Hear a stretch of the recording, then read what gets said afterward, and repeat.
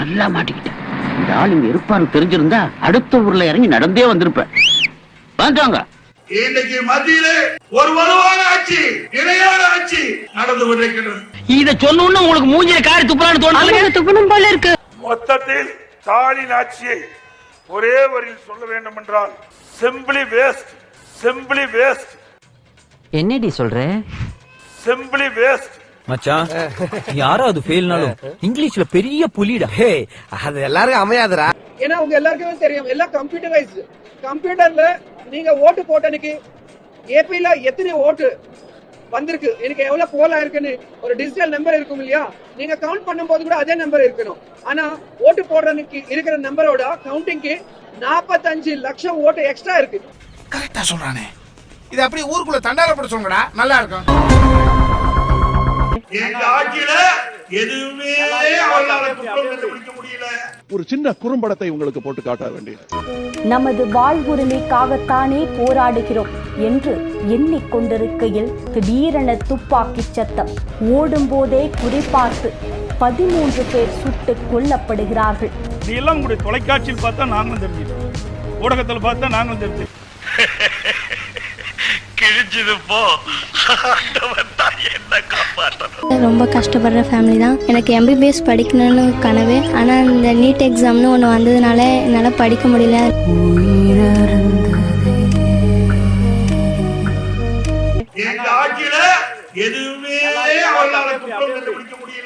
உனக்கெல்லாம் மானம், சூடு, சொரணை, ஈனம் எதுவுமே கிடையாதா? சோறு தானே திங்கிற? மறக்க முடியுமா? பொள்ளாச்சியில் அண்ணா என்ன அடிக்காதீங்கண்ணா, என்னை விட்டுடுங்க அண்ணா என்று கதறிய அந்த இளம் பெண்ணின் கதறலை. இதுக்கு முன்னால ஒரு அவமானப்பட்டதே இல்லையா? ரீல் விடுவான். சாத்தான் குளத்தில் காவல் நிலையத்திற்கு அழைத்து செல்லப்பட்ட அப்பாவி வியாபாரிகளான தந்தை ஜெயராஜ் மற்றும் அவரது மகன் பென்னிக்ஸ் மீது போலீசார் கொலைவெறி தாக்குதல் நடத்தியுள்ளனர். என்ன சண்டை போடாம போறீங்க? வீட்டே தப்பா கத்து வச்சிருக்காண்டா. இவங்கிட்ட போய் சண்டை போட்டா நான் கத்து வச்சிருக்க தொழிலுக்கே கேவலண்டா. சேலம் சென்னை இடையே 8 வழிச்சாலை அமைப்பதற்காக நிலம் கையகப்படுத்தும் பணியில் தமிழக அரசு தீவிரப்படுத்தியுள்ளது.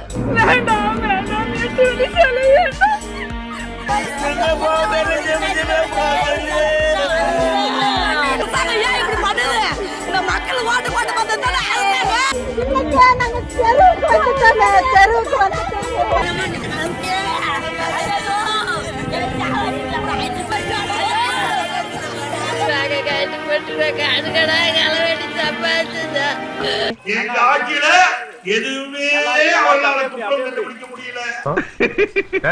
என்ன போக்கு போக்கு? எதிர்கட்சியார் என்ன நினைப்பா? இன்னைக்கு மத்தியிலே ஒரு வலுவான ஆட்சி, ஒரு வலுவான ஆட்சி, இணையான ஆட்சி நடந்து கொண்டிருக்கிறது. அனைத்து இந்திய அண்ணா திராவிட முன்னேற்ற கழகம் 2011 2021 வரைக்கும் ஒரு சிறப்பான ஆட்சி கொடுத்தோம், ஒரு நாள் ஆட்சி கொடுத்தோம். எங்க ஆட்சியில எதுவுமே அவங்களால குற்றம் கண்டுபிடிக்க முடியல. செருப்பை கழட்டி அடிப்பேன். மூணாவது முறையாக பாரத பிரதமர் நரேந்திர மோடி அவர்கள் இந்திய நாட்டுடைய பாரத பிரதமராக பொறுப்பேற்றுகின்றார். நானும் எவ்வளோ பேர் டிராவல் பண்ணிட்டேன்டா, ஆனா உன்ன மாதிரி கேவலமான ஒருத்தனை பார்த்ததே இல்லடா. அனைத்து இந்திய அண்ணா திராவிட முன்னேற்ற கழகம் 2011 2021 வரைக்கும் ஒரு சிறப்பான ஆட்சி கொடுத்தோம், ஒரு நாள் ஆட்சி கொடுத்தோம். அப்படிங்களா? எங்க ஆட்சியில எதுவுமே அவங்களால குற்றம் கண்டுபிடிக்க முடியல. உச்சமே இல்ல. எங்களுக்கு ஆட்சி அதிகாரம் மத்தியில இருக்க வேண்டும் என்று எண்ணி இருந்தால் நாங்கள் பாரதிய ஜனதா கட்சியோட கூட்டணி வைத்திருப்போமே. ஏன் நாங்கள் கூட்டணியில் இருந்து விலகி இருக்கின்றோம்? இவனுக்கு முகரக்கட்டையெல்லாம் பார்த்தாக்க அவ்வளவு நல்லவனுங்க மாதிரி தெரியலையடா. தேசிய கட்சியோடு கூட்டணி வைத்து அதனால் நமக்கு எந்த நன்மையும் பெற முடியவில்லை. அந்த ஆள் என்ன சொன்ன? பல்வேறு திட்டங்களை தமிழகத்துக்கு வழங்கிக் கொண்டிருக்கின்ற பாரதிய ஜனதா கட்சியோடு கூட்டணி வைத்தால் இல்ல தவறு. அட வெக்கம் கட்டுவீங்களா? இதுக்கு எதுக்குடா வெள்ளையங்கிலி மாலையன்னு? மானம் கெட்ட அயோக்கிய பள்ளிலாம், குழப்பத்தை புழுத்த வழியலாம். இதுக்கு ஒரு 4 பேர்ட்ட மூத்திரத்தை வாங்கி மடக்கு குடிக்க வேண்டியதானே? ஏன்டா இந்த வேலை பாக்குறீங்க? அந்த ஆள் என்ன சொன்ன? நீ கூட்டணியை நம்பிக்கிட்டு இருக்கிற, நாங்க மக்களை நம்பிக்கிட்டு இருக்கிற ஸ்டாலின். ஏன்டா என்ன சொன்ன? நமக்கு கூட்டணி பலமான கூட்டணி அமையும், கவலைப்படாதீங்க. மூணாவது குத்து நான் குத்தவா குத்துனே உன் கையை தரோளமா குத்துனேன். விளம்பர மாடல் அரசு, போட்டோ ஷூட் அரசு. விளம்பர மாடல் அரசு, போட்டோ ஷூட் அரசு. படிக்காது காட்டாம புத்தி காமிச்சிட்டியா? அதெல்லாம் சொல்றது ஒழுங்கா படிக்கணும்னு. இனிமே படிப்பியா? படிப்பியா? ஆகவே இப்படிப்பட்ட மக்களோட ஆட்சியை அகற்றப்பட வேண்டும். அதற்கு நீங்கள் அதிமுகவுக்கு துணை நிற்க வேண்டும் என்று நேரத்தில் கேட்டு, அது எப்படா உன்னால மட்டும் இப்படி எல்லாம் பேச முடியுது? ஏற்க மாட்டேங்கிறாங்க. ஒரு சின்ன தயக்கம் இருக்கிற மாதிரி இருக்குது. பாஜக தலைவர் சொல்றது அதிமுக முதலமைச்சர் வேட்பாளர் வர்றாங்க. ஏய், என்னை வச்சு ஒன்னும் காமெடி கிமெடி பண்ணலையே. மொத்தத்தில் ஸ்டாலின் ஆட்சியை ஒரே வரியில் சொல்ல வேண்டும் என்றால் சிம்பிளி வேஸ்ட், சிம்பிளி வேஸ்ட். என்னடி சொல்ற? Simply waste. மச்சான், யாரோ அது ஃபெயில்னாலும் இங்கிலீஷ்ல பெரிய புலிடா. அது எல்லாரும் அமையாதுடா. இந்த மக்களுக்கு பயன்படாத அரசாங்கம் இபிஎஸ் அரசாங்கம் என்பதை நேரத்திலே தெரிவித்து நண்பேண்டா. ஸ்டாலின் மாய ஆட்சியை ஒழிப்போம். 2026 அம்மாவின் தூய ஆட்சியை உங்கள் மூலம் அமைப்போம். அப்படியாடா மயிறு, சரிடா மயிறு, ஓகேடா மயிறு. அறநிலைத்துறையில பணம் இருந்தது, பொறுக்க முடியல. ஏன்னா நான் சொல்லக்கூடாது, என்ன நீங்களே புரிஞ்சுக்கங்க. அது சொன்னா வேற விதமாயிரும். கண்ணு உறுத்துது, கோயில கண்டாவே கண்ணு உறுத்துது. நீங்க செய்யறது பிச்சை எடுக்கிறத விட கேவலமா இருக்கு. அது இருக்கிற பணத்தை எல்லாம் எடுத்து கல்லூரி கட்ட ஆரம்பிக்கிறாங்க. நினைச்சேன் இப்படிதான் ஏதாவது மீனிங்லெஸ்ஸா பேசிட்டு இருப்பார் சார் இவரு. ஏங்க, கோயில் கட்டுறதுக்காக உங்களை போல் இருக்கின்ற நல்ல உள்ளம் படைத்தவர்கள், தெய்வ பக்தி படைத்தவர்கள் உண்டியில போய் பணம் போடுறீங்க. அது அறநிலைத்துறைக்கு சேருது. அது எதுக்காக சேருது? எதுக்காக நீங்க உண்டியில பணம் போடுறீங்க? அந்த கோயில் அபிவிருத்தி பண்ணுவோம், அந்த கோயில் விரிவுபடுத்துங்க. இதெல்லாம் ஒரு காரணம். யாராவது மொட்டை அடிச்சிட்டு வந்தா அவன் தலையில தபையெல்லாம் வாசிப்பீங்க. அதெல்லாம் எனக்கு வாசிக்க தெரியாது. இப்ப நான் வாசிக்கிறேன் பாரு. இந்த மாதிரி அதுக்காக நீங்க போடுறீங்க. அந்த பணத்தை எடுத்து கல்லூரி கட்டல. ஏன் அரசாங்கத்திலிருந்து கல்லூரி கட்டினா வேண்டாமா? நாங்க கொடுத்தோம்ல. அதிமுக ஆட்சியில இத்தனை கல்லூரி நான் கட்டி கொடுத்துக்கிறோம். மருத்துவ கல்லூரி, நான் சொன்ன அத்தனை கல்லூரியும் அரசாங்க பணத்தில் கொடுத்திருக்கிறோம். உங்க அம்மா சத்தியமா? அம்மா சத்தியமா? நீங்க அப்படி அல்ல, வேண்டுமென்றே திட்டமிட்டு அறநிலைத்துறையில் இருக்கின்ற அந்த நிதியை எடுத்து இதற்கு செலவழிப்பது எந்த விதத்தில் நியாயம்? சிந்திச்சு பாருங்க. இதெல்லாம் ஒரு சதி செயலாத்தான் மக்கள் பாக்குறாங்க. ஏன்டா அப்படி தீட்டுன்னு சொல்லி புதிய தீட்டா விட்டுட்டீங்க?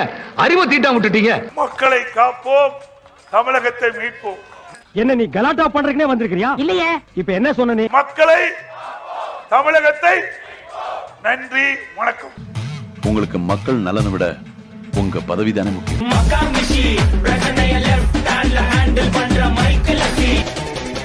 வந்துட்டாயா, வந்துட்டாயா. இந்த உலகத்துல எல்லாத்துக்கும் ஒரு விலை இருக்கு. என்னங்க வில்லன் மாதிரி பேசுறீங்க? எஸ். ஒரு டிராமா ஆர்டிஸ்ட் பவன் கல்யாண் அப்புறம் ஒரு பொய்யான பேச்சு பேசிட்டே சிஎம்மா இன்னைக்கு இருக்கிறா. ஏன் எவ்வளவு அடிச்சாலும் சொர்ணலமா நிக்கிறீங்க? தம்பி போங்க தம்பி, ஊருக்குள்ள போய் காட்டு பாருங்க. நாங்க அடி வாங்காத ஏரியாவே கிடையாது. இவிஎம் பாபுன்னு சொல்லுவோம் நாங்க. ஏன்னா பாபு இந்தியால எந்த ஸ்டேட்ல எலெக்ஷன் ஆனாலும் 6 மாசம் இவிஎம்ஸ் அப்படியே இருக்கணும். இதுதான் எப்பவுமே நடக்கிறது. ஆனா இந்த ஏபில மட்டும் எலெக்ஷன்ஸ் ஆன 10 நாளே ஒரு ஜீவோ கொடுத்துட்டு எல்லா இவிஎம் டெஸ்ட்ராய் பண்ணிருக்காங்கன்னா அவங்க இவிஎம் எப்படி மேனிபுலேட் பண்ணி இன்னைக்கு அவங்க ஜெயிச்சாங்களோ நீங்க பாக்கணும். இந்த மாதிரி எத்தனை பேரையா கிளம்பிருக்கீங்க? ஏன்னா உங்க எல்லாருக்குமே தெரியும், எல்லாம் கம்ப்யூட்டரைஸ்டு.